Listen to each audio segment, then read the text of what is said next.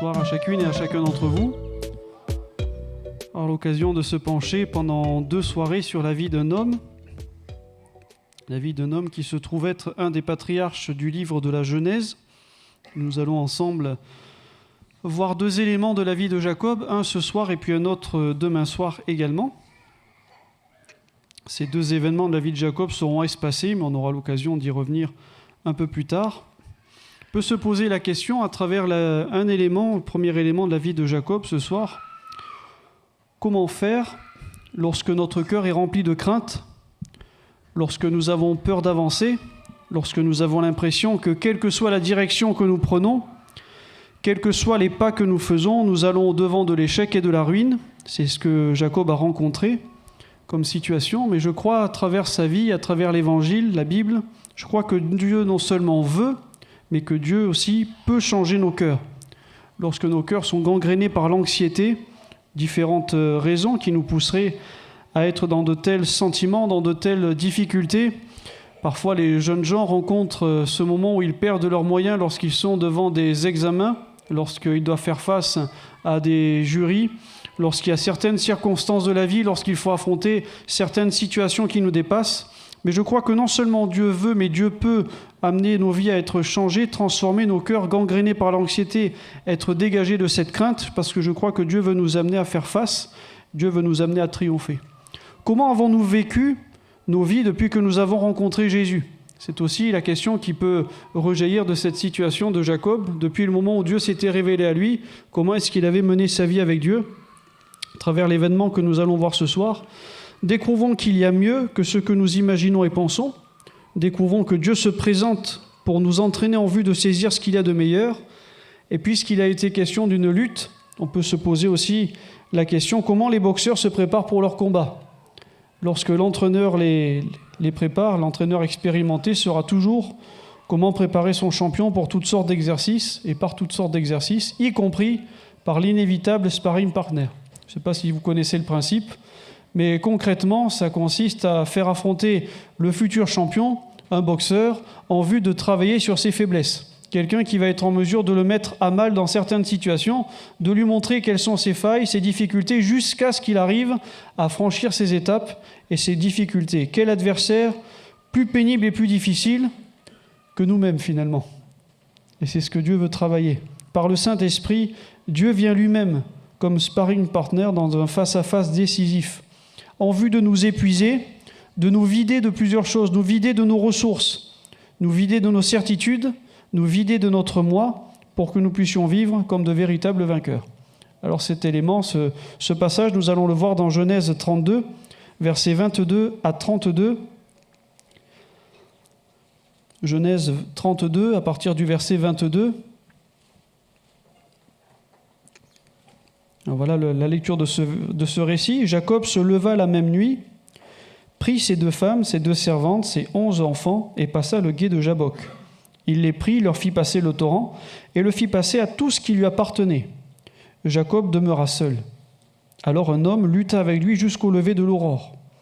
Voyant qu'il ne pouvait le vaincre, cet homme le frappa à l'emboîture de la hanche, et l'emboîture de la hanche de Jacob se démit pendant qu'il luttait avec lui. Il dit « Laisse-moi aller, car l'aurore se lève. » Et Jacob répondit « Je ne te laisserai point aller que tu ne m'aies béni. » Il lui dit « Quel est ton nom ?» Il répondit « Jacob. » Il dit encore « Ton nom ne sera plus Jacob, mais tu seras appelé Israël, car tu as lutté avec Dieu et avec des hommes, et tu as été vainqueur. » Jacob l'interrogea en disant « Fais-moi, je te prie, connaître ton nom. » Il répondit « Pourquoi demandes-tu mon nom ?» Et il le bénit là. Jacob appela ce lieu du nom de Péniel, car, dit-il, « J'ai vu Dieu face à face, et mon âme a été sauvée. » Le soleil se levait lorsqu'il passa Péniel. Jacob boitait de la hanche. C'est pourquoi jusqu'à ce jour, les enfants d'Israël ne mangent point le tendon qui est à l'emboîture de la hanche, car Dieu frappa Jacob à l'emboîture de la hanche au tendon. Dieu, on l'a dit tout à l'heure, il veut nous vider de plusieurs éléments, il veut nous vider de nos ressources. Lorsqu'on regarde ce chapitre 32, Jacob est effrayé à l'idée du face-à-face qu'il va devoir avoir avec son frère Ésaü. Verset 7 nous le dit, Jacob fut très effrayé et Jacob fut saisi d'angoisse. Ils ne se sont pas quittés en bons termes, Ésaü et Jacob. La dernière fois qu'ils se sont vus, Ésaü avait fait une promesse assez pénible. il avait pris la décision et il avait dit à Jacob, il avait dit bien haut et bien fort à tous ceux qui pouvaient l'entendre, que la prochaine fois qu'il verrait Jacob, il le tuerait. Et là, nous apprenons au verset 6 que Ésaü, le frère de Jacob, est en train de marcher à la rencontre de Jacob avec 400 hommes. A priori, ce n'était pas pour lui souhaiter la bienvenue. Il ne sait pas comment faire face à cette situation. Comme il ne sait pas comment faire face, il fait quelque chose qui est censé, pour tout enfant de Dieu, il va prier Dieu. Toujours dans ce chapitre 32, versets 9 à 12, Jacob va invoquer le Seigneur et il va dire « Dieu de mon père Abraham, Dieu de mon père Isaac, éternel, qui m'a dit « Retourne dans ton pays et dans ton lieu de naissance et je te ferai du bien.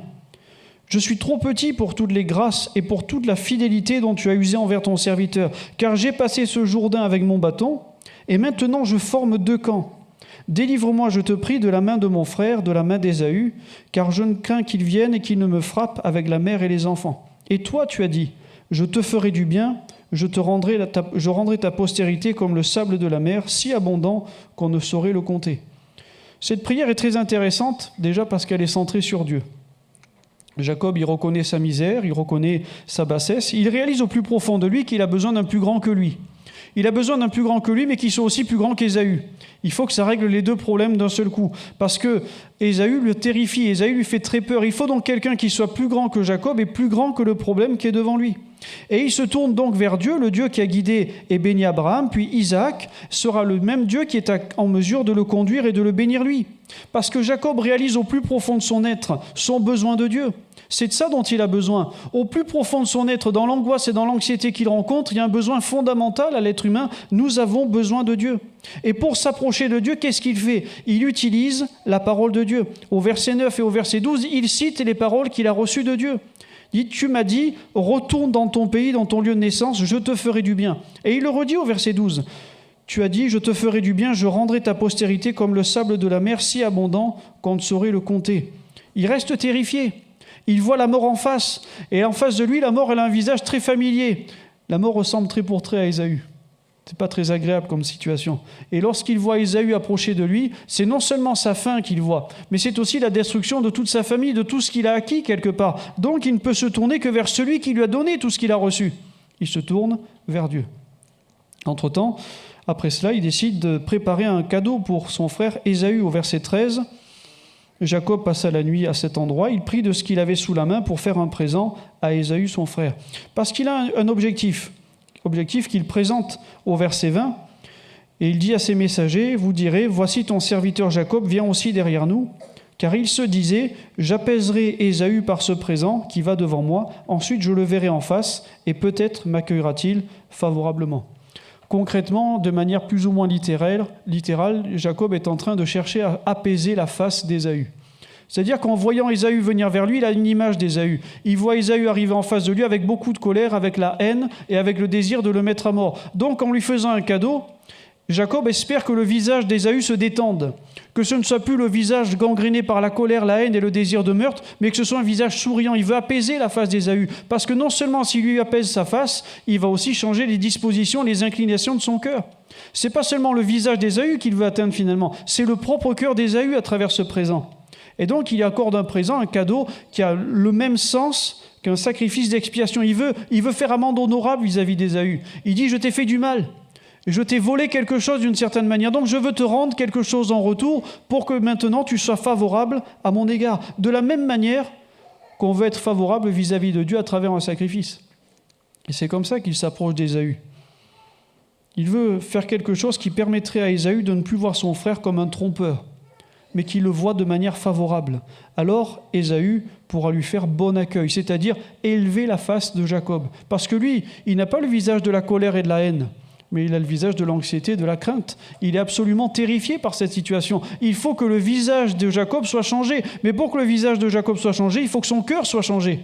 On peut donner le change vis-à-vis des autres, et on peut faire comme si tout allait bien, mais on sait très bien si ça va bien à l'intérieur ou pas.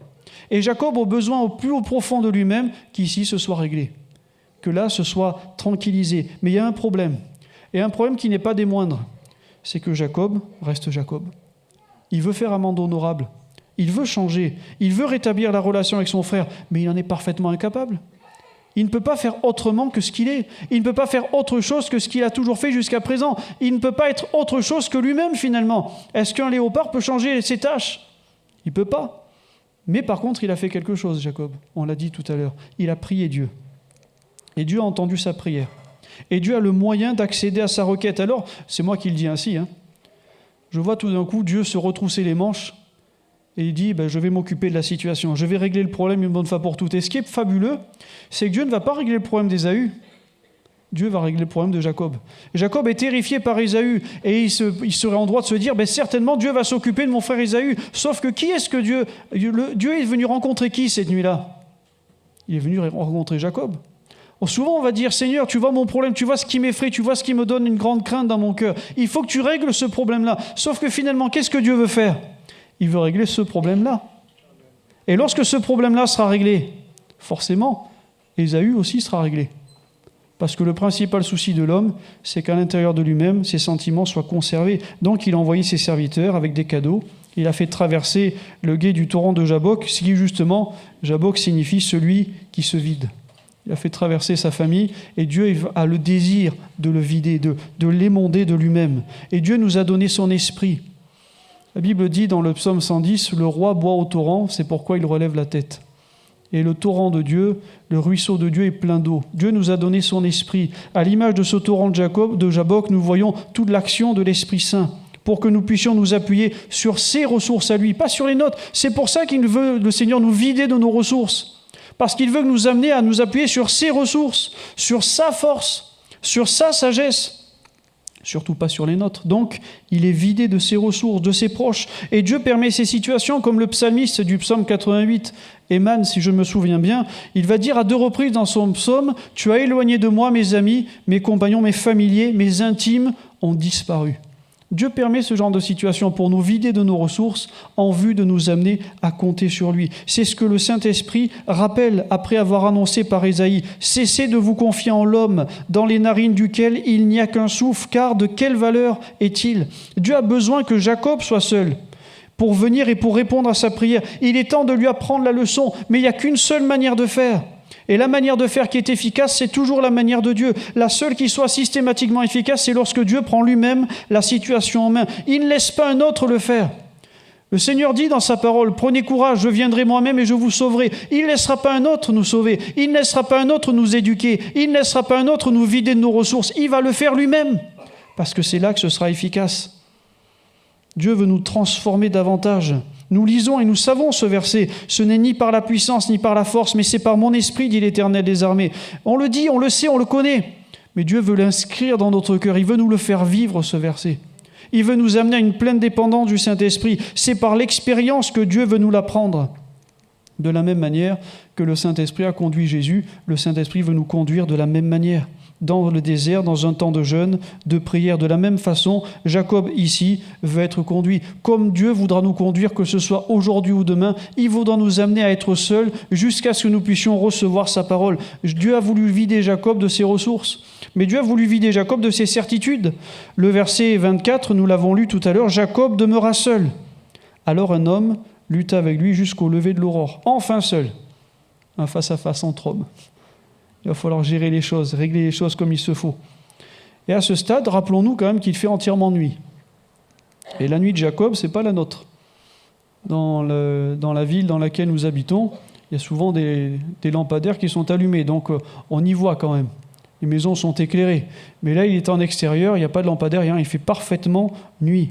Et tout d'un coup, il voit un inconnu qui s'approche pour en découdre. Mais qui vient l'attaquer de nuit alors qu'il est déjà rempli d'effroi et d'angoisse? C'est particulier comme situation quand on réfléchit sous ce rapport. Et la Bible lève le voile. Nous savons que c'est l'ange de l'Éternel, c'est-à-dire une manifestation de Christ, une manifestation de Dieu. Mais ça, Jacob, au tout début, il ne le sait pas encore. Il n'a pas encore reconnu le doigt de Dieu. À cause de la nuit, il ne le reconnaît pas. Pourquoi? Parce qu'il ne le connaît pas encore suffisamment. Dans la nuit de nos problèmes et dans la nuit de nos méconnaissances de Dieu, parce qu'en réalité, frères et sœurs, nous ne connaissons pas encore suffisamment le Seigneur, même si nous en connaissons beaucoup depuis que nous l'avons rencontré, mais nous ne le connaissons pas suffisamment. On ne saura jamais suffisamment de la personne de Dieu. Il y a tellement à découvrir du Seigneur. Ce n'est pas une idole et ce n'est pas un homme comme nous. C'est un Dieu qui est glorieux, il est éternel, il est infini, il est très grand, il est très élevé. Il y a tant à découvrir de Dieu encore. On ne le connaît pas suffisamment. Qu'est-ce que Dieu fait? Il va utiliser les circonstances les plus difficiles pour nous apprendre à mieux le connaître. Et la Bible dit, de même, l'Esprit nous aide dans notre faiblesse, car nous ne savons pas ce qu'il nous convient de demander dans nos prières. Mais l'Esprit lui-même intercède par des soupirs inexprimables. Celui qui sonde les cœurs connaît quelle est la pensée de l'Esprit, parce que c'est selon Dieu qu'il intercède en faveur des saints. Nous savons du reste, et c'est là que nous comprenons que toute chose, c'est toute chose, celles qui sont bonnes, mais également celles qui sont défavorables. Parce que Dieu a ce pouvoir extraordinaire de prendre même les situations les pires pour les amener à concourir en bien de ceux qui aiment Dieu et de ceux qui sont appelés selon son dessein. Donc le Saint-Esprit nous conduit, comme nous le disions plus haut, comme Jésus qui a été conduit dans le désert par le Saint-Esprit, dans un temps de jeûne et de prière, jusqu'à ce qu'il puisse manifester toute la sainteté de Dieu. Eh bien, le Saint-Esprit nous conduit, mais il nous conduit pour nous vider de nos certitudes humaines, de nos facilités dans lesquelles nous nous retranchons et dans lesquelles nous nous satisfaisons de ce que nous savons déjà. On est tellement heureux de notre sécurité, on est tellement content de notre confort. On se satisfait des fois de peu de choses alors que Dieu nous a tout donné. Et c'est ça des fois le drame de notre vie. On a tellement peur de découvrir d'autres trucs qu'on préfère rester un peu en retrait et un peu ignorant de certaines choses, alors que Dieu veut nous amener beaucoup plus de cela. Il y a une vie si abondante du Seigneur, la vie éternelle. La vie éternelle, ce n'est pas que la durée de la vie que Dieu nous donne. C'est aussi cette qualité de vie que Dieu nous donne. Et c'est à cette qualité de vie qu'il veut nous faire part. Et pour cela, qu'est-ce que Dieu fait pour que nous apprenions à le connaître davantage? Mais Dieu va former la nuit et il va former les ténèbres. Peut-être quelqu'un va dire « c'est impossible, Dieu ne ferait jamais ça ». Ben si. Et si nous ne le savons pas, c'est justement malheureusement parce que nous l'oublions des fois, ou sinon que nous ne le connaissons pas encore suffisamment. Et le Saint-Esprit veut nous apprendre cette leçon afin que notre foi produise une pleine confiance en Dieu, en le connaissant parfaitement. Et ça, c'était le problème de Jacob.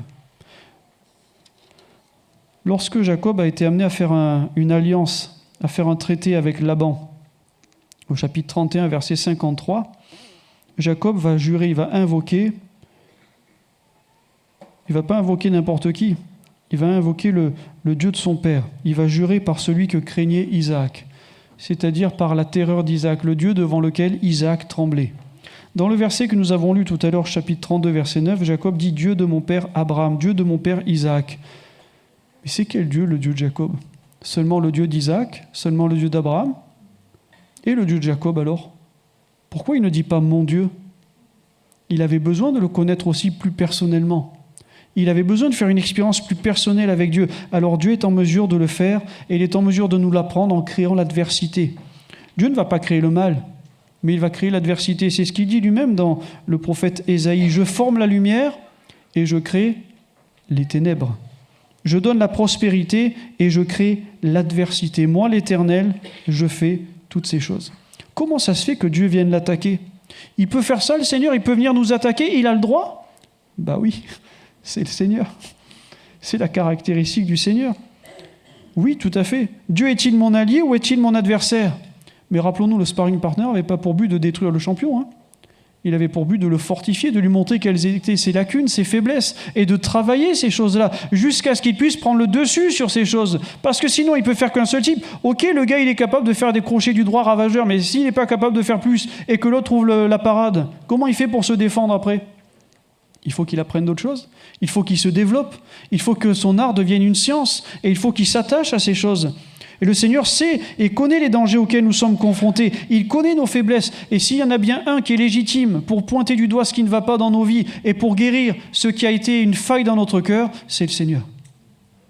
Et pour ça, il a tous les droits et il peut tout faire. Alors oui, parfois, Dieu sera mon allié. Mais pour être mon allié, Dieu sera obligé d'être mon adversaire. Pour nous faire triompher. C'est difficile de faire parfois la différence et de comprendre ça. Et pour Jacob, c'était compliqué. Au début, pour lui, c'était un ennemi. Il fait nuit, rappelons-nous. Pour Jacob, est-ce que quelqu'un veut le tuer? Est-ce que c'est peut-être un voleur qui veut le dépouiller de ce qui lui reste? Il ne discerne pas, il est sans repère. Mais il n'est pas sans ressources. Comme nous le disions tout à l'heure dans le psaume 110. Il boit au torrent pendant la marche. C'est pourquoi il relève la tête. Et Dieu lui avait donné rendez-vous au torrent de Jabbok. Il est en train de le vider, mais parce qu'il veut le remplir de quelque chose de meilleur. Il est en train de vider tout ce qu'il y a de Jacob, tout ce qu'il y a du trompeur, pour faire jaillir et pour faire triompher quelque chose de bien plus grand et de bien plus glorieux que Jacob. Il veut amener Israël. Il veut amener une nouvelle identité, une nouvelle nature à cet homme, un cœur nouveau, entier et changé à cet homme. Par son esprit, Dieu nous enseigne à garder confiance dans la nuit la plus noire, celle où on ne sait plus si Dieu est proche ou si Dieu est loin.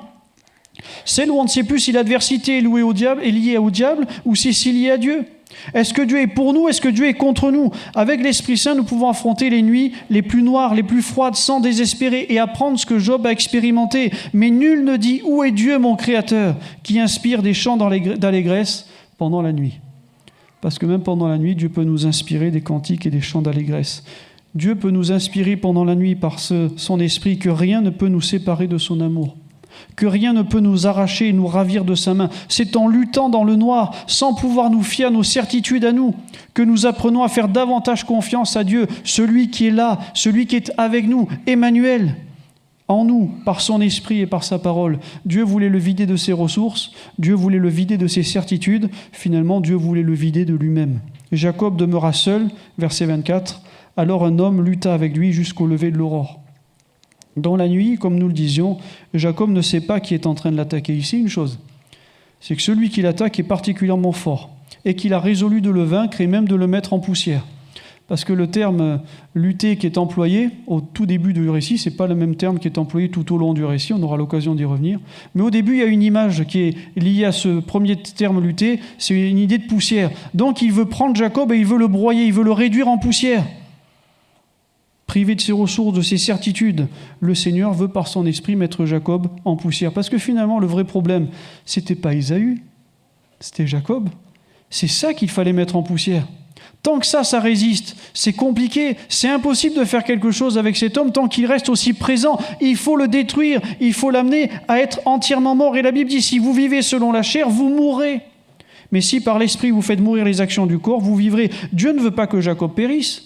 Pas plus qu'il veut que nous périssions. Il veut nous conduire à la vie et à la vie éternelle. Mais la Bible dit, celui qui sème pour sa chair, moissonnera de la chair la corruption. Mais celui qui sème pour l'esprit, moissonnera de l'esprit la vie éternelle. Et on le disait tout à l'heure, la vie éternelle, ce n'est pas juste la longueur de la vie. C'est quand même une qualité de vie avant tout. Parce que prenez une vie misérable éternelle, ça ne vaut pas le coup.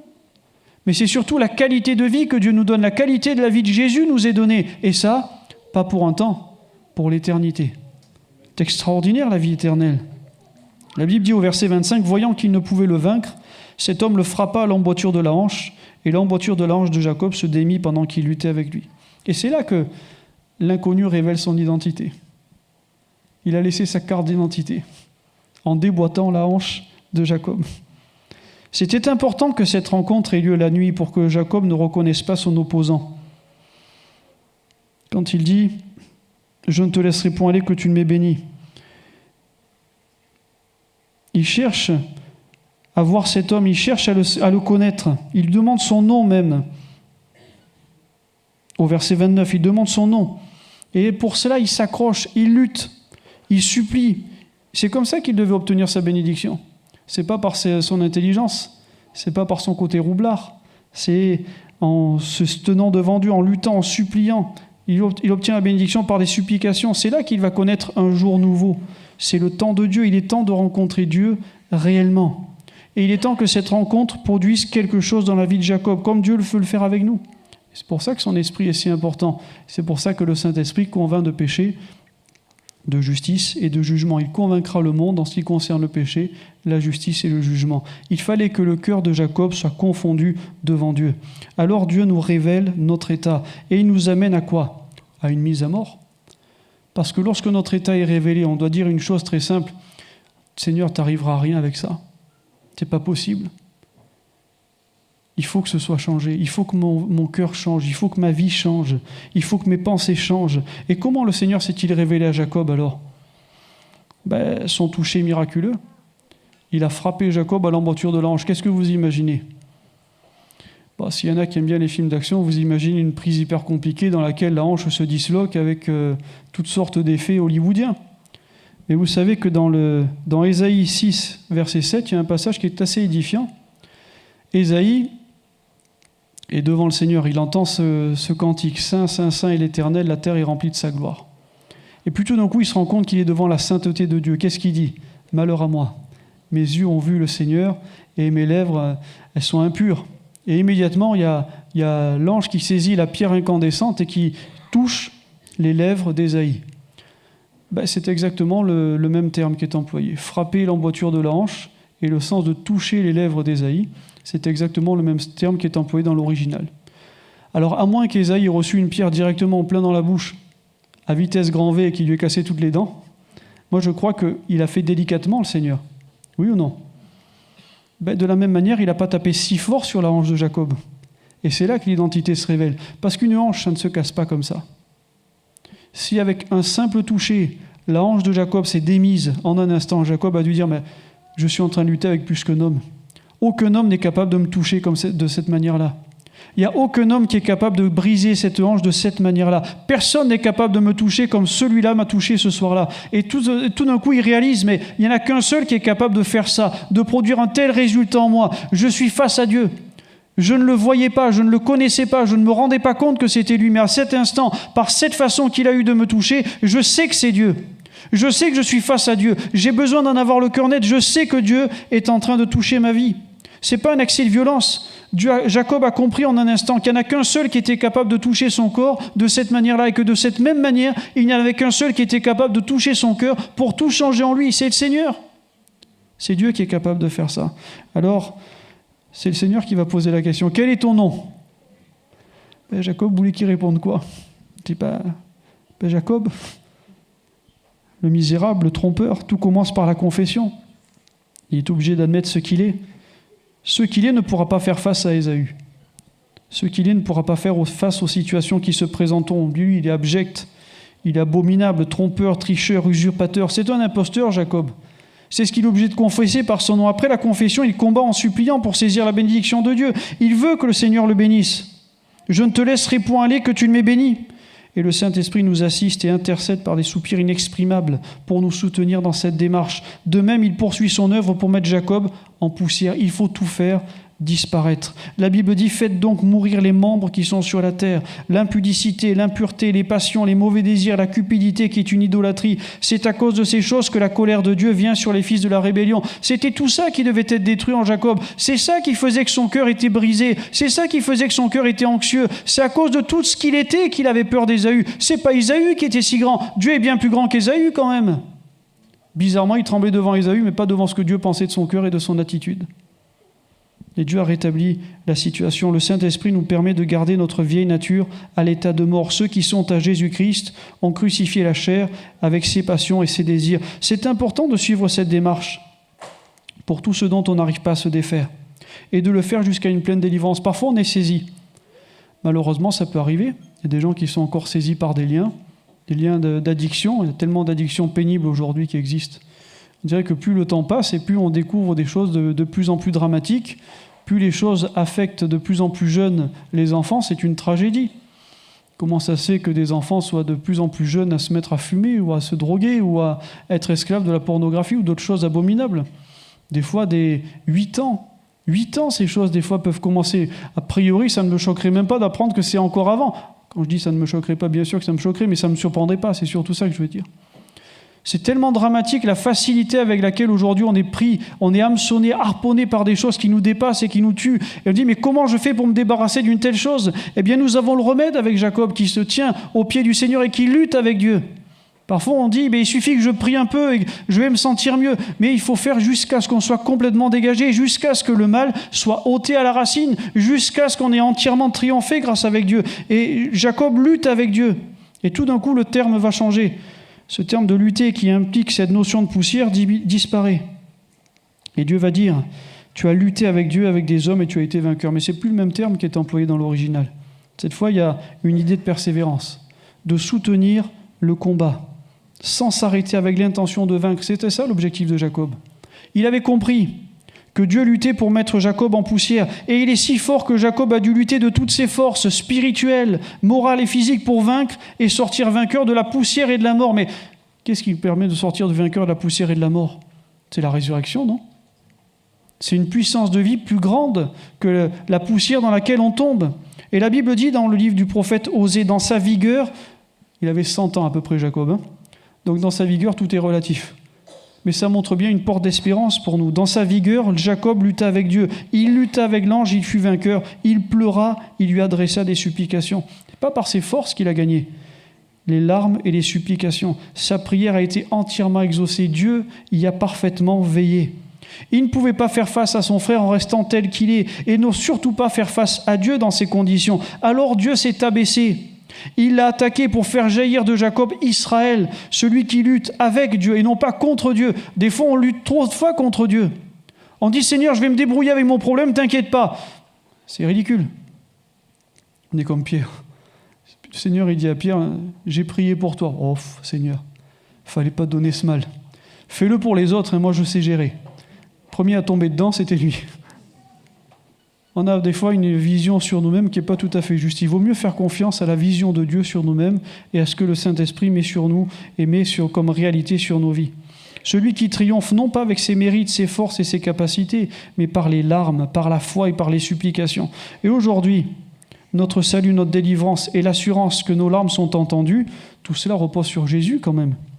C'est lui qui, dans les jours de sa chair, ayant présenté avec de grands cris, avec des larmes, des prières et des supplications à celui qui pouvait le sauver de la mort, et ayant été exaucé à cause de sa piété, a appris, bien qu'il fût fils, l'obéissance par les choses qu'il a souffertes, et qui, après avoir été élevé à la perfection, est devenu pour tous ceux qui lui obéissent l'auteur d'un salut extraordinaire, un salut éternel. Nous avons accès à cette vie glorieuse et éternelle, cette vie de résurrection. Comment y avons-nous accès? Par le sacrifice de Jésus, par l'obéissance de Jésus, par les larmes de Jésus. C'est grâce à Jésus que nous pouvons agir de la même manière. Les larmes que nous apportons à Dieu dans la foi, eh bien nous pouvons les apporter parce que Dieu a plaidé pour nous par la vie de Jésus. Et nous pouvons nous en emparer parce que la Bible dit quand même, ce sont les violents qui s'emparent du royaume. En suivant le même exemple que Jacob, car le Saint-Esprit, l'Esprit de Jésus-Christ, applique pas Jacob à nos vies, il applique Jésus-Christ à nos vies. Un Jésus ressuscité, glorieux. Il boit au torrent pendant la marche. C'est pourquoi il relève la tête. Par l'Esprit, nous nous dépouillons de notre orgueil, de nos pensées, de nos certitudes, de notre moi, pour revêtir tout ce que Christ a accompli, tout ce qu'il est, son humilité, son obéissance, sa résurrection, sa gloire. Et c'est comme ça que Jacob a été délivré. Quand il parlera à Pharaon, ou alors dans une des bénédictions à ses fils, mais plus loin dans le chapitre 48 de la Genèse, il va dire « L'ange qui m'a délivré de tout mal ». Il est en train de réaliser que le jour où il a été délivré du mal, c'est dans cette rencontre, dans ce face-à-face. C'est là qu'il a été délivré du mal. Ce n'était pas d'Ésaü dont il avait besoin d'être délivré, c'était du mal qui était tapis dans son cœur. Et c'est comme ça qu'on triomphe du moi, du péché, des addictions, de notre vie misérable, qui, elle, ne mérite que poussière. C'est ça que Dieu veut remettre en poussière dans nos vies. Ce face-à-face, il a offert le salut à Jacob. Jacob, blessé, se trouve dans un état de faiblesse, vidé de ses ressources, de ses certitudes, de son moi, de ses forces, parce que Dieu veut lui apprendre la véritable force, celle que Paul a apprise également. Ma grâce te suffit, car ma puissance s'accomplit dans la faiblesse. Je me glorifierai donc bien plus volontiers de mes faiblesses, dira Paul, afin que la puissance de Christ repose sur moi. C'est pourquoi je me plais dans les faiblesses, dans les outrages, dans les calamités, dans les persécutions, dans les détresses pour Christ. Car quand je suis faible, c'est alors que je suis fort. Nous sommes bien souvent intimidés par nos Ésaü, par des visages qui nous inquiètent, que ce soit au travail, que ce soit quand il faut présenter un exposé, un oral, quand il faut présenter un concours, quand il faut faire face à certaines situations. Toutes les choses qui nous stressent ne sont pas toujours d'ordre spirituel, malheureusement. Mais on fait face à l'inquiétude, à l'angoisse. Et il y en a qui sont plus facilement intimidés que d'autres. Alors il y en a, ils partent avec un avantage parce qu'ils ont beaucoup d'aplomb, ils ont une grande assurance, puis il y en a qui sont beaucoup plus réservés, beaucoup plus intimidés par rapport à tout cela. Et comment on fait dans ces moments-là? Comment on fait quand on a un patron irascible et qu'on ne sait pas trop comment gérer, qu'on ne sait plus trop qu'est-ce qu'il faut répondre? Comment on fait lorsqu'on sait qu'il faut se tenir devant le tableau, devant toute une classe qui est à peine concernée par ce qui se passe? Comment on fait? On est inquiet. Il y a des visages, des situations qui nous effraient, que l'on redoute, mais Dieu reste toujours le Dieu fort. Il nous permet de boire au torrent pendant la marche et de relever la tête. Il nous communique son esprit pour que nous puissions lutter et persévérer jusqu'à la victoire. Car ce n'est pas un esprit de timidité que Dieu nous a donné, mais un esprit de force, d'amour et de sagesse. Ça veut dire que par l'action de l'esprit, nous ne resterons pas sans réponse. Nous ne resterons jamais sans solution. Il y aura toujours une solution de force, de sagesse ou d'amour que Dieu nous donnera. Dieu nous donnera toujours l'amour pour faire face à la haine. Dieu nous donnera toujours la puissance pour faire face à la faiblesse. Et Dieu nous donnera toujours la sagesse pour faire face à la folie. Que ce soit la nôtre ou celle qui est autour de nous, Dieu nous donne par son esprit tout ce dont on a besoin, tant que nous sommes conduits par l'Esprit Saint. Et l'ange de l'Éternel lui a dit, tu as lutté avec Dieu et avec des hommes, et tu as été vainqueur. Il a persévéré, il a vaincu. Quelle a été la victoire de Jacob? Se soumettre à Dieu et le contempler. La face de Dieu et la force du croyant. Ça ne veut pas dire qu'on n'aime pas sa main.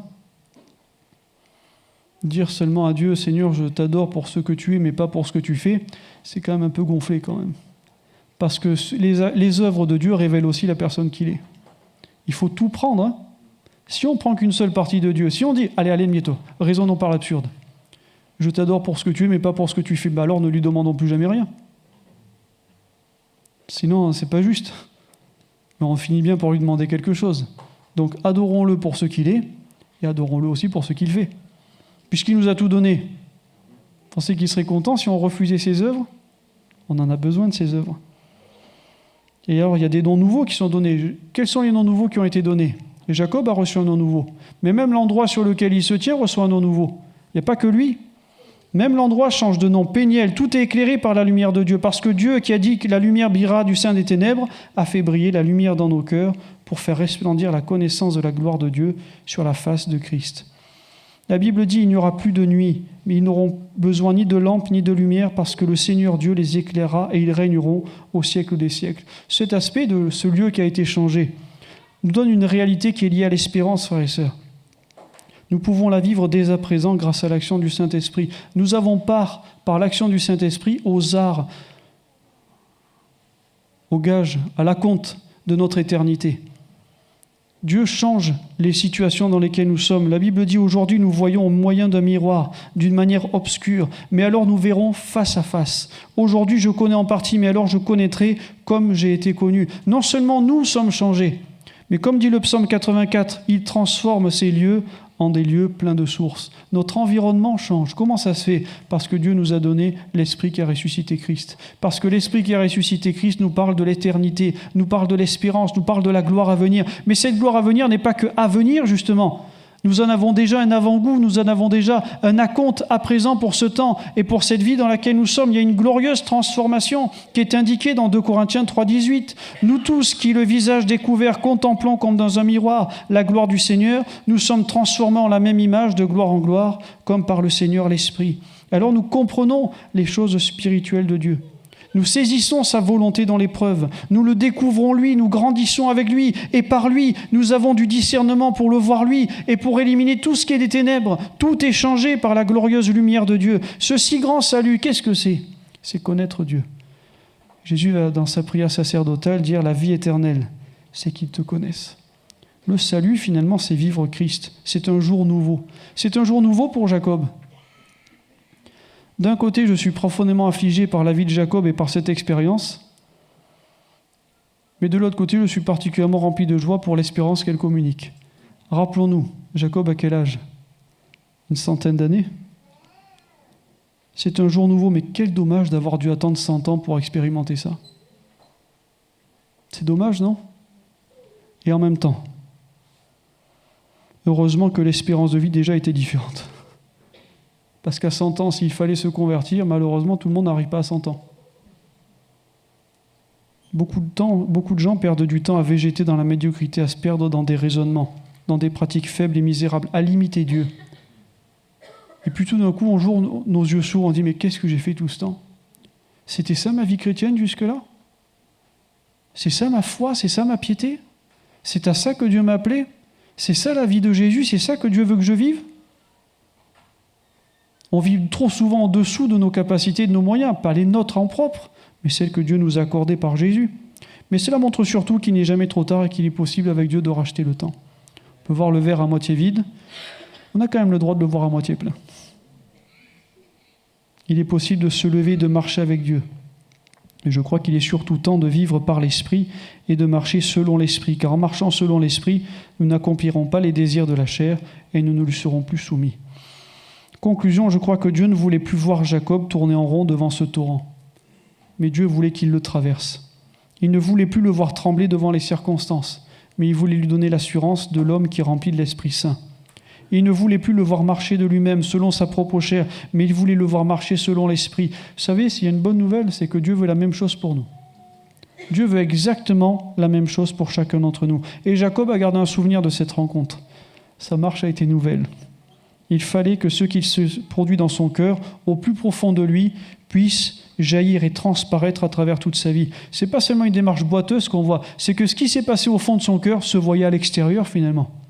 Et il faut que lorsque Dieu travaille notre cœur, tout puisse être changé dans notre vie. C'est comme ça que Dieu nous change, nous, et c'est comme ça que Dieu change notre environnement. C'est comme ça, pas seulement qu'il l'a amené à boiter, voyons plus que cela. Parole de Dieu, au-dessus des considérations charnelles, on est dans le temps où les choses étaient l'ombre de ce qui devait arriver. Mais non seulement en agissant au plus profond du cœur de Jacob, Dieu a changé son identité en Israël, mais il a changé aussi l'endroit où il était, en Péniel. J'ai vu Dieu face à face.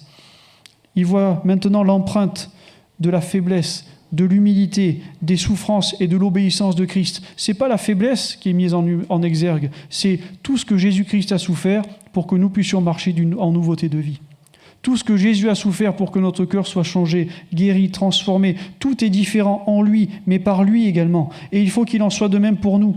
Nous ne pouvons pas vivre et pratiquer la foi devant Dieu, devant son regard et devant sa face de notre manière charnelle et humaine. Il faut qu'il y ait une victoire sur nous-mêmes. Il faut qu'il y ait une victoire sur notre cœur, sur notre vie, sur nos raisonnements. Il faut que Dieu puisse triompher de chacun d'entre nous. Alors qu'est-ce que Dieu va faire ? Il va permettre des circonstances, des situations difficiles. On va dire, Seigneur, délivre-moi. Mais le Seigneur attend que nous soyons seuls pour venir ensuite nous confronter et dire, ça, je vais t'en délivrer, mais je vais le faire moi-même.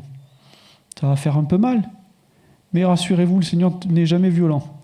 Il touche. Et ça suffit pour tout changer. On va prier ensemble, Seigneur. Seigneur, lorsque tu as touché le lépreux, c'est la lèpre qui est partie. Lorsque tu as touché le mort, c'est la mort qui est partie, Seigneur. Et lorsque tu as touché Jacob, Seigneur, tu as enfin manifesté la puissance par les souffrances de Jésus-Christ. Quelle grâce que le toucher de Dieu. Quelle grâce que le toucher de Dieu. Quelle grâce que d'être touché par un Dieu si grand. Quelle grâce que d'avoir accès à un Dieu si merveilleux qui par son esprit veut nous accorder grâce pour grâce. Quel incomparable bonheur que d'avoir part à ce si grand salut. Seigneur, ce salut doit se manifester dans chaque aspect de notre vie, dans chaque couche de notre vie, Seigneur. Dans nos actes, dans nos pensées, dans nos paroles, dans nos sentiments. Il faut que tout soit changé en nous, Seigneur. Tant que nous voulons nous changer nous-mêmes, ça ne marche pas. Tant que nous voulons faire par nous-mêmes, à un moment, nous nous retrouvons devant plus fort que nous, devant plus grand que nous, devant plus nombreux que nous, devant mieux armés que nous. Et c'est ce que Jacob a expérimenté. Face à Ésaü et son armée, il s'est mis à trembler, Seigneur. Permets que nous tremblions devant une circonstance.